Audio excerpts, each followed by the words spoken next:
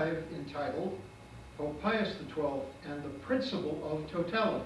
So he said, let's look more carefully at this principle of totality that we seem to have taken so much for granted. And in that article he says, organ transplantation should be considered morally licit, provided it confers a proportionate benefit on the recipient without exposing the donor to great risk of life or depriving him of an important function. The principal argument for this position is the law of charity, which is based on the natural and supernatural unity of mankind, and according to which one's neighbor is another self. Thus arises the principle that we may do for the neighbor that which we in similar circumstances may do for ourselves. Father Kelly has taken a bold step away from the earlier interpretation. He says this does not violate the principle of totality, which the Pope condemns, because the argument is not that one person is subordinated to society as a part to a whole.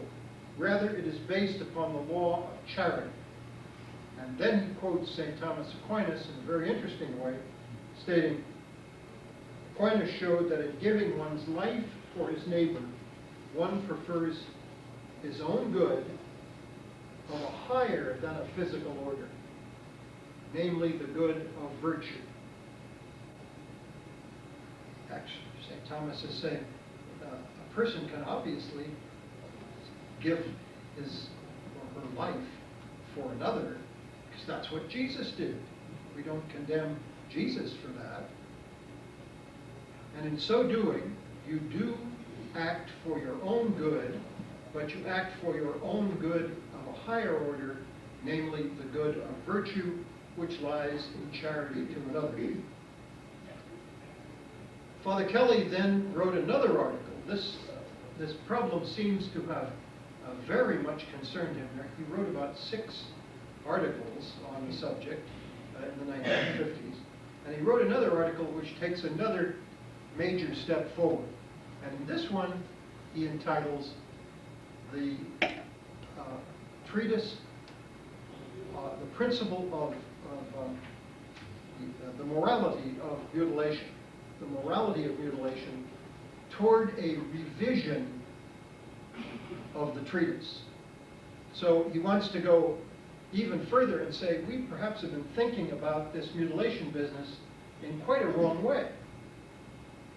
For a long period of time, we have to think about whether this treatise ought to be revised. And so he reviews all of the thinking about the treatise, and then takes several steps forward. He reviews Cunningham, and finally says, the rule of morality about mutilation should be stated in this way. Ordinarily, direct self-mutilation is permitted only for one's own good, but in exceptional circumstances, the law of charity allows it for the benefit of the neighbor. The papal condemnations of mutilation are, in their context, condemnations of eugenic sterilization and of human experimentation under circumstances of totalitarianism. They are not about organ transplantation. So Kelly suggests that the utilization of those papal statements, strong as they were, is inappropriate when talking about organ transplantation. And then he makes, at the conclusion of that article, an interesting little side comment. One author, he says, has recently suggested that an explicit papal statement on this controversial subject seems desirable. Get the Pope to clarify this, get him to come out and say this more clearly. Father Kelly says, this suggestion is debatable. We are learning a great deal from this controversy, and we will learn still more. So, Holy Father, stay out of it. And so quite a different way over a period of 20 years of thinking about the problem of mutilation, in this case transplantation, has taken place. In 1966, one of the premier moral theologians of the church, Father Bernard Herring, in his magisterial book, The Law of Christ, puts the issue this way. According to my judgment, it is surely the mark of the most profound reverence toward our neighbor to be willing to sacrifice an organ of one's own body for him in his necessity. In transplantation, the organ is not destroyed, but lovingly transferred to one's neighbor in order to overcome a risk and hazard to his life. What has happened is not only a reconceptualization of this issue within Catholic moral theology, but something more. A new idea has emerged, the idea of a donation.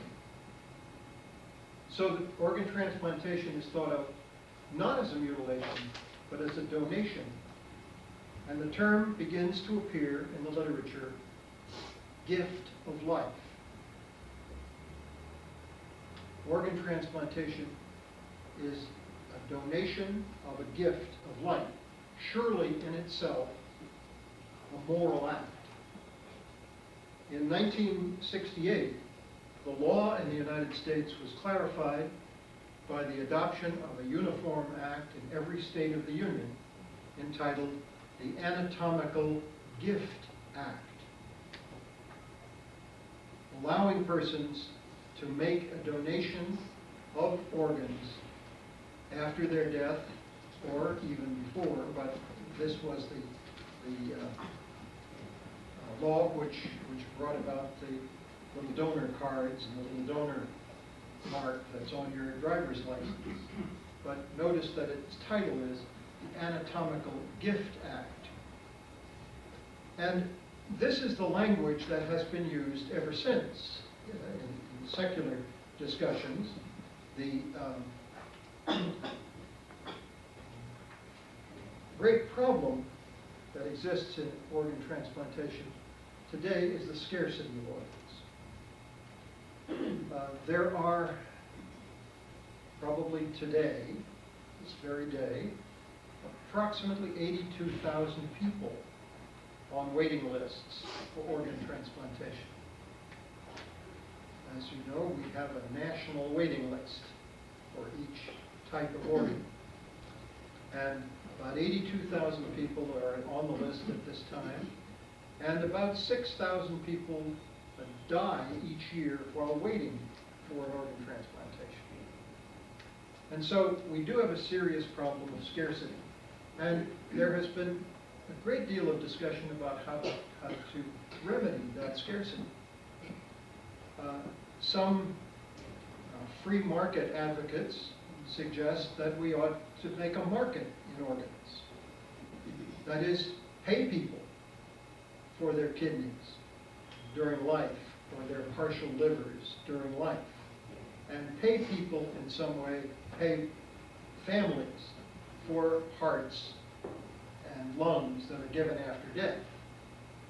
So make it a market. In other words, forget the donation concept. Others say that the law should be changed so that organs can be taken from a body without permission, unless a person has explicitly denied. France, for example, has such a law that if an accident victim is brought into a hospital, they can simply take his heart and lungs and kidneys and so forth, regardless of there being any driver's license